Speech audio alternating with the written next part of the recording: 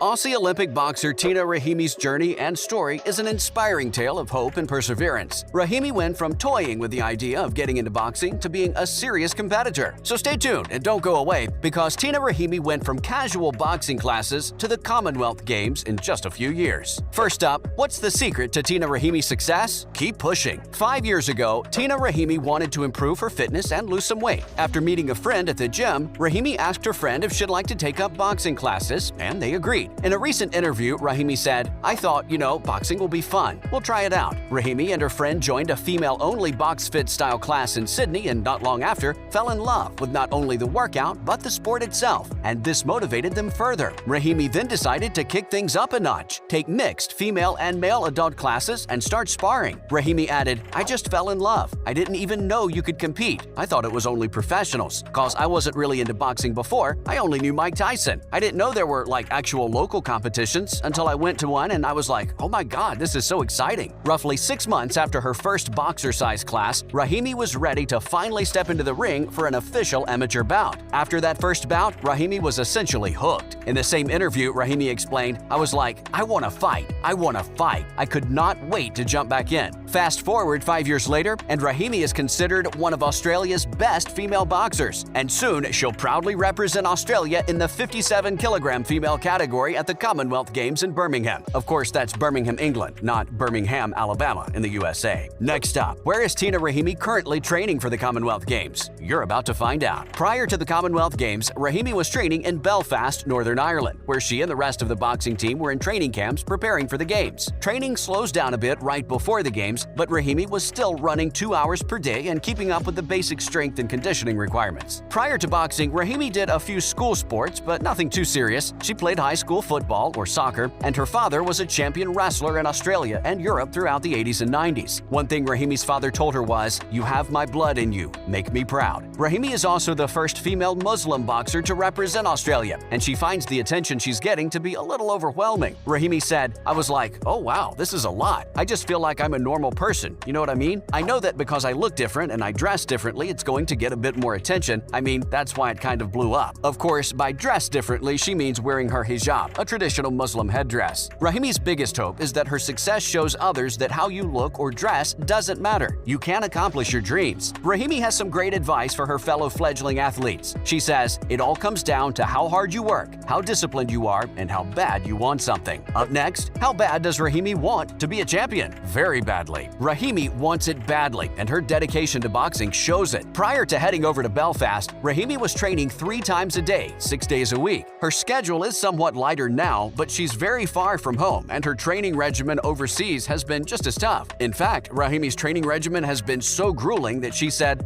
"I'll be really honest, I've cried a few times here." For instance, Rahimi had a recent sparring session, and she didn't feel like she did the best that she could have. She walked out of the sparring session, felt defeated, and just sat down and cried. But it's clear that Rahimi understands that the tough training isn't only a physical battle, but a mental one as well. Rahimi further explained, "Everyone sees all the pain that you go through. Everyone can kind of relate. But at the end of the day, it's that battle that you have within yourself." Rahimi is also fully aware that the rest of the women she'll be fighting want to win just as badly as she does, and are sure to bring their A-game because, like her, they crave that gold medal. And judging by Rahimi's comments, confidence, and attitude, she is ready for war. With the Commonwealth Games just days away, Rahimi is happy to report that she's feeling strong, and male boxers that she has sparred against have told her that she has natural strength. Rahimi has a jab that's guaranteed to stun, and a straight cross that will get the job done. Stay tuned and don't go away, because we're about to bring you the latest in women's boxing news. Next up, did Canada's Tamara Thibault just crush it at the Commonwealth Games? You bet. Canada's Tamara Thibault claimed the women's middleweight boxing title at the 2022 Commonwealth Games. Thibault, 25, a Montreal native, defeated Rady Adesenda Gramane of Mozambique by a unanimous decision. Prior to the Commonwealth Games, Thibault's most recent success was a World Championship gold medal at the 2022 IBA Women's World Boxing Championships in Istanbul, Turkey, back in May. On her recent success, Thibault said, "It's more than just the Commonwealth Games. It's been a real really long and challenging year, full of great moments. I'm just so proud of not only what I've accomplished, but also what my team has accomplished. At the end of the Games, Australia finished in first place after taking home 67 gold, 57 silver, and 54 bronze, for a total of 178 medals. England came in second place with 57 gold, 66 silver, and 53 bronze, for a total of 176 medals. Canada took third place with 26 gold, 32 silver, and 34 bronze, for a total of 92 medals. And because the United States is not a member of the Commonwealth of Nations, they are forbidden from competing in the Commonwealth Games. Overall, though, it was an impressive effort by every country involved. Up next, are we seeing a rise in female boxers? You're about to find out. Without question, boxing is one of the toughest sports, and for the longest time, it's been completely male-dominated. And females have been fighting for years, but now they're definitely on the rise. Believe it or not, women's boxing was only formally recognized at the 13th International Boxing Association Congress in 1994. It made its Olympic debut in 2012, and just 4 months ago, Katie Taylor fought Amanda Serrano, making history after selling out Madison Square Garden, the most popular boxing venue in all of New York City. So women in boxing have come a long way since 1994, which really isn't that long ago. 25-year-old Team Canada boxer Nyusha Nikjiri says, "I was often the only girl in the technical class. A lot of the guys didn't want to partner with a female. They thought it would hurt their masculinity. Guys would be consistently apologizing because they hit me. I signed up for this. I don't need the apologies that I'm too delicate to be here." Nakjiri recently came off a 10-fight win streak in June, prior to competing in the Olympic Boxing Eindhoven Cup in the Netherlands, where she won bronze, and the Haringey Cup in London, UK, where she won gold. Nakjiri, who fights in the 52 kg featherweight class, has her sights set on the 2024 Summer Olympics in Paris, France, and is determined to win gold. The first time she tried sparring, she was knocked down, but she got back on her feet, took the fight to her opponent, and beat them. Finally, is women's boxing history about to be made in the Kingdom of Saudi Arabia? Boxers Ramla Ali and Crystal Garcia Nova will make history next month as part of the first professional women's boxing match in Saudi Arabia on the undercard of the Anthony Joshua-Alexandra Usyk heavyweight title fight in Jeddah on August 20th. For Ramla Ali, a Muslim woman born in Somalia and raised in London, the bout will be the biggest moment of her life. In a recent interview, Ali said, "It's such a monumental thing to happen in Saudi. Me and my opponent, we're essentially making history together. So it's not just me, it's someone else as well. We're both going to be the first females to be in Saudi. It's just so monumental because it provides hope to so many women. Number one, it provides hope to loads of little girls looking up to us, knowing what they can do. They can be and they can achieve anything they want to be." The fight is a particularly big deal for Ali because Saudi Arabia is a country with a reputation for oppressing women. Ali said Saudi Arabia's royal family personally invited her to fight in their country, so she sees the fight as another step forward for women. I don't know about you, but I love to see women rising up in the boxing world. The sport is so empowering in so many ways, and it's truly great to see women around the world taking advantage of that. That's a wrap for today's video. Thank you for watching.